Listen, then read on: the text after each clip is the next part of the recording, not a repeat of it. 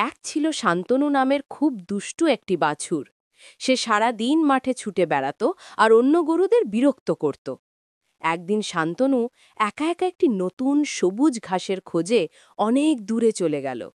সেখানে গিয়ে সে দেখতে পেল একটি ছোট্ট কাঠবিড়ালি, স্কুইরেল, তার বাদাম লুকিয়ে রাখছে। শান্তনু কাঠবিড়ালিটিকে ভয় দেখানোর জন্য জোরে হাম্বা করে উঠল। কাঠবিড়ালিটি ভয়ে গাছের ডালে চড়ে গেল, কিন্তু শান্তনু তাকে দেখে হাসতে লাগল না, বরং দুঃখ পেল। সে বুঝতে পারল কাউকে ভয় দেখানো মোটেই ভালো কাজ নয়। কাঠবিড়ালিটি সাহস করে নেমে এলো। শান্তনু তার কাছে ক্ষমা চাইল এবং তারা দুজন বন্ধু হয়ে গেল। সেদিন থেকে দুষ্টু শান্তনু আর কাউকে বিরক্ত করে না, বরং নতুন বন্ধু কাঠবিড়ালিকে নিয়ে খেলা করে। তারা বুঝতে পারল বন্ধুতাই আসল আনন্দ। ফ্যাটু ছিল একটা বিশাল মোটা তাজা বিড়াল। তার প্রধান কাজ ছিল খাওয়া আর ঘুমোনো। সে সারা দিন খাটের নিচে শুয়ে থাকত আর মাঝে মাঝে আলস্য ভেঙে রান্নাঘরের দিকে হেঁটে যেত। একদিন ফ্যাটু দেখল একটা ছোট্ট ইঁদুর তার জন্য রাখা মাছের টুকরোর দিকে এগিয়ে আসছে। ফ্যাটু সাধারণত নড়তে চাইত না, কিন্তু তার প্রিয় খাবারের ওপর হামলা! রাগে তার লোম খাড়া হয়ে গেল। সে এক বিরাট লাফ মারল, কিন্তু তার ওজন এতটাই বেশি ছিল যে ইঁদুরটা তার নিচ দিয়ে ফসকে গেল। ফ্যাটুর বিশাল শরীরটা সশব্দে মেঝেতে আছড়ে পড়ল, আর সে শুধু হতাশ চোখে ইঁদুরের পালিয়ে যাওয়া দেখল।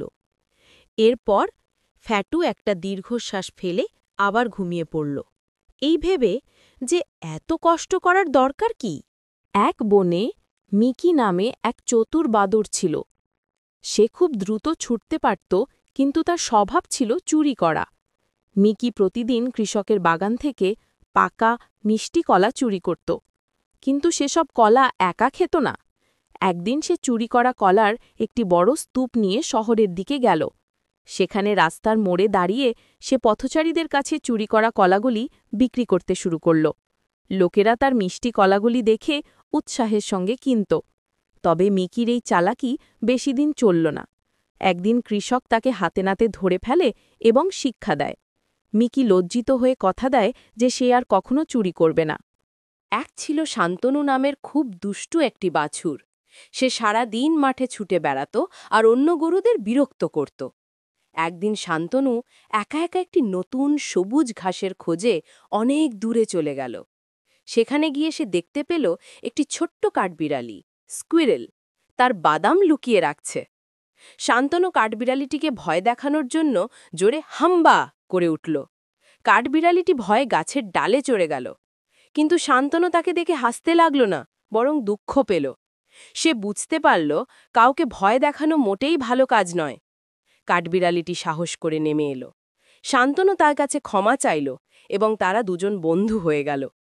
সেদিন থেকে দুষ্টু শান্তনু আর কাউকে বিরক্ত করে না, বরং নতুন বন্ধু কাঠবিড়ালিকে নিয়ে খেলা করে। তারা বুঝতে পারল বন্ধুতাই আসল আনন্দ।